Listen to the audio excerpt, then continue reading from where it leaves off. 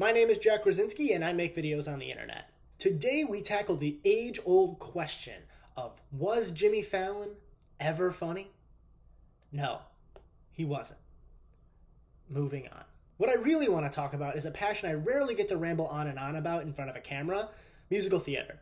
Now, I use the word passion cautiously because I've never actually participated in musical theater.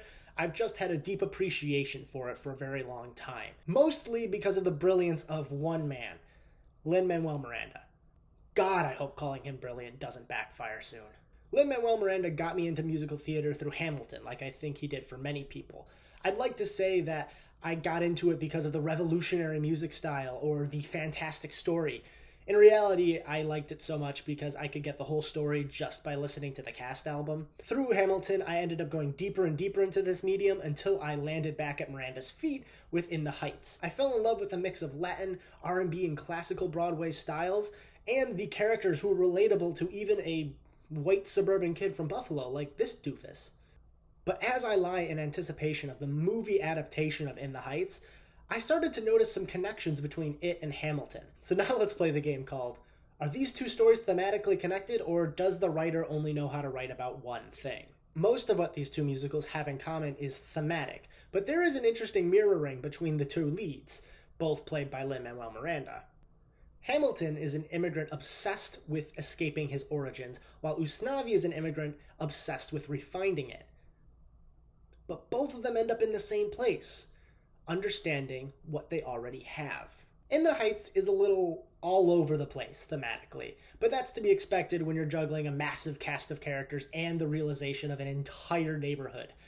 But the two main ones are the ones it shares in common with Hamilton: legacy and self-actualization. It seems to me that, purposefully or not, Miranda expanded upon themes in Hamilton that he only touched upon in The Heights, therefore making Hamilton an unofficial sequel, or at least thematic continuation of its predecessor. Let's just hope that the finale to this trilogy isn't a combination of the two called Zachary Taylor Takes the Bronx. Just kidding.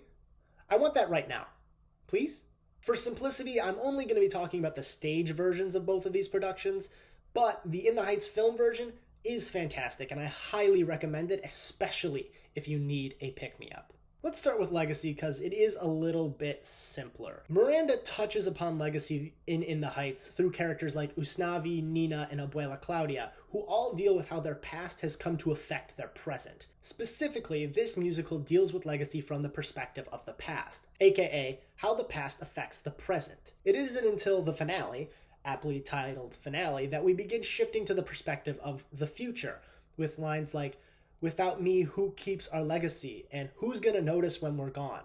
This is a clear shift, showing how Usnavi's character has gone from obsessing over the past to actually thinking about the future. It also helps that moving on from the past, cherishing the present, and looking forward into the future encapsulates Usnavi's character. But it's clear that Miranda wasn't just done with legacy yet, because he brings it up about 1,000,000 times in Hamilton. Hamilton, both the show and character, is absolutely obsessed with legacy from the perspective of the future. In the Heights only touches on legacy as one of its many themes, but Hamilton can really dive into it through its title character. He is all the time constantly, totally thinking about how people are going to perceive him from the future.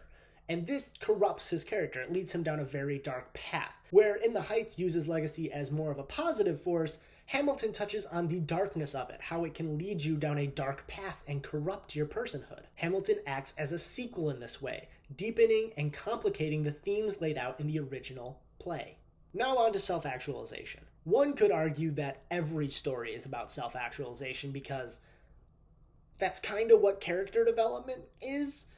But I think these two musicals handle it in a very specific and different way that is interesting to kind of go into.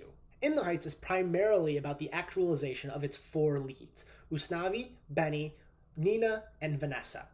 All four of these characters grow into stronger, more confident versions of themselves by the end of the musical. Usnavi becomes the barrio storekeeper, Nina realizes her potential, Benny accepts being unemployed, and Vanessa moves. Honestly, Vanessa's handled quite a bit better in the film version, but poor Benny doesn't get much in either. In the Heights takes the most common route of actualization by having its characters become who they were meant to be. But that's not how the world works, which is what Hamilton deals with. Again, if Hamilton is a sequel to In the Heights, then it should complicate and deepen the themes within it. And there is something that happens in Hamilton that I'm not totally sure if it's on purpose or not, but I'm going to talk about it anyway because what else is YouTube for? Hamilton's thesis on actualization comes through the placement of two songs, The Battle of Yorktown and Nonstop. Anyone who's listened to Hamilton or seen the show can tell you that the Battle of Yorktown is a pretty epic song. It's probably the most epic song in the entire show. It is the end of the war that has taken up the entire act. It has the entire cast in it. It's action-packed. And yet, it's not the end of Act 1. That's Nonstop, which comes 3 songs later. Why? Why wouldn't you end it on the most action-packed part of the show? Probably because he wanted Hamilton to be in a specific place going into Act 2. But we're going to pretend I didn't say that and continue on in my script. I think Yorktown specifically sounds like an act closer to play on the audience's expectations of actualization and character development. Arguably, Hamilton is at his best in Yorktown, his most actualized. He is using his brain, he's gaining respect, fighting alongside close friends, loved by his wife, child on the way. This is the most Hamilton will ever be. He has fulfilled the promise he made to himself in My Shot. And yet, that's not the end. We continue into Nonstop, where we see him fall. We see him make bad decisions, push away the ones he loved. Why? It's to show that once you become your best self, you don't just stay that way. No, of course not. It's not like once you become the best version of yourself, you're just that forever and you never change again. Of course not. You regress, you change, you actualize again.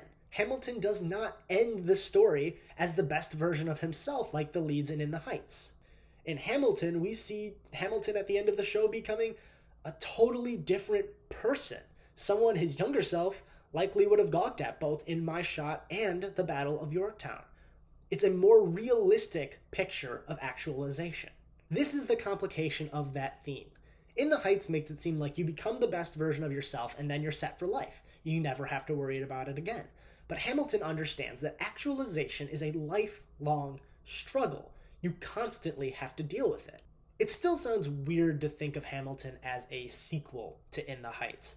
Of course, they share absolutely no plot points, and the only thing they do share are 2 actors from the original Broadway casts, not to mention that the sequel takes place several decades before the original. Or is it centuries? I don't know, I'm not a geology expert. The thematic connections, however, are undeniable.